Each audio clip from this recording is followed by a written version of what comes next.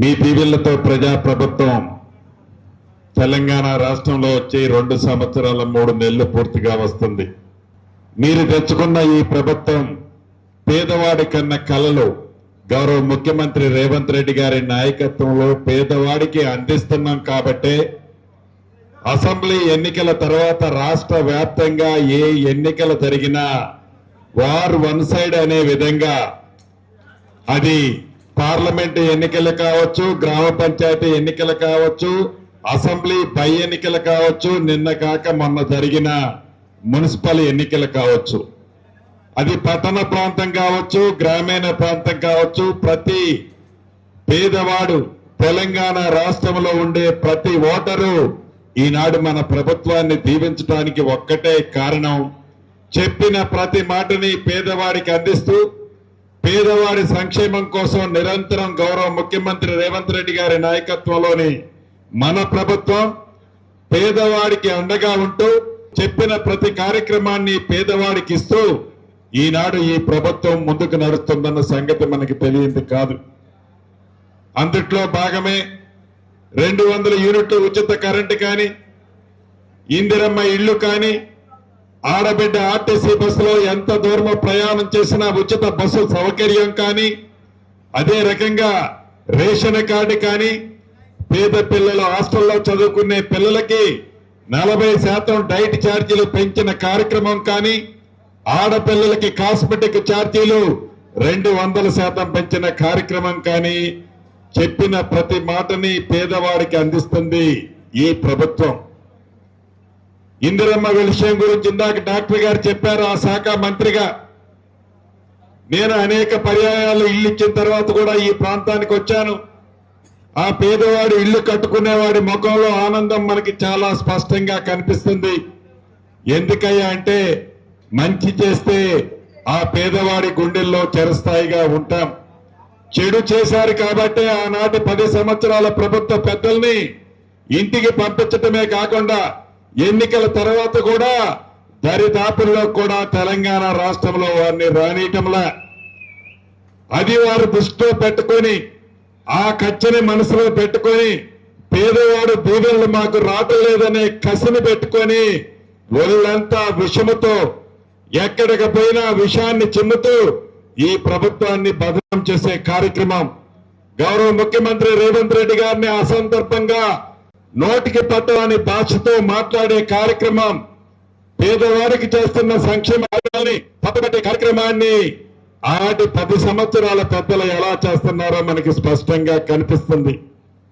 పేదవాడికి తెలుసు, ఈ రాష్ట్రంలో ఉండే బడుగు బలహీన దళిత గిరిజనులకు తెలుసు, ఇది మా ప్రభుత్వం, మా దీవెనలతో వచ్చిన ప్రభుత్వం అని చెబుతూ నిరుద్యోగ తమ్ముళ్ళు ఈనాడు ఏ రాష్ట్రం కూడా దేశంలో చేయని విధంగా మొదటి 2 సంవత్సరాల్లోనే 72-73 వేల ఉద్యోగాలు వచ్చిన ప్రభుత్వం ఈ ప్రభుత్వం. ఇందిరమ్మ ఇల్లు 1 విడత ఇచ్చాం, రేపు ఏప్రిల్ నెలలో 2వ విడత ఇస్తాం, మళ్ళీ ఇస్తాం. ఇచ్చింది కాక ఇంకా 3 విడతలు ఇస్తాం. అర్హులైన 10 పేదవాడికి తెల్ల కాగితం నల్ల కాగితం చేసి ఇవ్వటం కాదు, ఇల్లు కట్టుకుంటే ప్రతి సోమవారం నాడు వాళ్ళు కట్టిన లెవెల్ను బట్టి డబ్బులు కూడా 1 రూపాయి లంచం లేకుండా వాళ్ళ ఖాతాలో జమ చేస్తున్నాం. ఏ పేదవాడు అనుకోలా ప్రభుత్వం మేము తినడానికి సన్నబియ్యం ఇస్తుందని. దేశంలో ఏ రాష్ట్ర ప్రభుత్వం ఇవ్వకపోయినా ఈనాడు మీ దీవెనలతో ఉన్న మన ప్రజా ప్రభుత్వం పేదవాడికి సన్నబియ్యాన్ని ఇస్తుంది, భవిష్యత్తులో కూడా ఇస్తుంది. రైతును రాజును చేస్తామని చెప్పాం అన్న మాట ప్రకారం ఆనాటి ప్రభుత్వం ఒరేస్తే ఉరే అని చెప్తే ఈనాడు ఒరేసిన రైతన్నకి మద్దతు ధరతో పాటు క్వింటాలకి అదనంగా 500 రూపాయలు సన్న వడ్లకి బోనస్ కింద ఈ ప్రభుత్వం ఇస్తుంది. అంటే ఇది ప్రజలు మెచ్చే ప్రభుత్వం కాబట్టి ఏ ఎన్నికొచ్చినా రాష్ట్రంలో ప్రజలు ఈ ప్రభుత్వాన్ని దీవిస్తున్నారు. ఇప్పుడు కొత్తగా గెలిచిన సర్పంచులకి నా విన్నపం ఒకటి, ప్రజల దీవెనలతో ఈ ప్రభుత్వ పక్షాన మిమ్మల్ని ఎన్నుకున్నారు. ఏవైతే సంక్షేమ కార్యక్రమాలు, ఏవైతే అభివృద్ధి కార్యక్రమాలు మీ గ్రామ పంచాయతీలకు ఈ ప్రభుత్వం ద్వారా వస్తున్నాయో మంచి పేరు తెచ్చుకోండి, మంచి అభివృద్ధిని చేయండి. సర్పంచ్ అంటే ఎలా ఉండాలి అనే విధంగా అద్భుతమైన కార్యక్రమాలు మీ గ్రామాల్లో చేయండి. ప్రభుత్వం మీకు అండగా ఉంది. ప్రభుత్వం అన్ని విధాలుగా మీకు సాయం చేస్తుందని కూడా ఈ వేదిక ద్వారా మీకు తెలుపుతూ, ముఖ్యంగా నా తోబుట్టులైన ఆడబిడ్డలు పాలన చేయని మీ దగ్గరే ఉంచుకోండి. మా అన్న చేతికి ఇవ్వకండి. పరిపాలన చేసేది మీరు. మంచి పరిపాలన గ్రామాల్లో అందిస్తారని పూర్తి నమ్మకము, విశ్వాసంతో మరొక్కసారి మీకు అభినందనలు, కృతజ్ఞతలు తెలుపుతూ, ఇప్పుడే హాస్పిటల్ 30 బెడ్ల హాస్పిటల్ కూడా శంకుస్థాపన చేసి వచ్చాం. డయాలసిస్ సెంటర్లు పెట్టాం. అత్యంత అధునాతన పరికరాలన్నీ కొన్నాం. ఇక్కడ చర్లలో ఈనాడు ఇప్పుడే నేను అడిగిపోతే డాక్టర్లు చూపిస్తున్నారు. 7 నెలలు నిండని నా తోబట్టు ప్రసవిస్తే 2 కవాళ్లతో వాళ్ళని చనిపోయే పరిస్థితి ఉంటే ఈనాడు చర్ల హాస్పిటల్లో కూడా అటువంటి పిల్లల్ని కాపాడిన ప్రభుత్వం, మంచి వైద్యాన్ని ఇస్తున్న ప్రభుత్వం మన ప్రభుత్వం.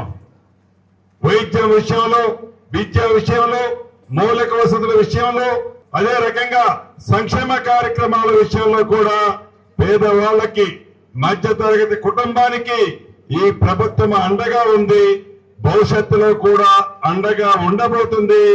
మీ గ్రామాల్లో కారు కోతలు కోసే నాయకులు నోరు మూపించే విధంగా మంచి పరిపాలన మీరు అందిస్తారని మనస్ఫూర్తిగా కోరుకుంటూ, మీ అందరికీ రేపు కాకుండా ఎల్లుండి వచ్చే హోలీ శుభాకాంక్షలు కూడా మా తోబుట్టువులకి, అన్నదమ్ములకు తెలుపుతూ మీ అందరి దగ్గర సెలవు.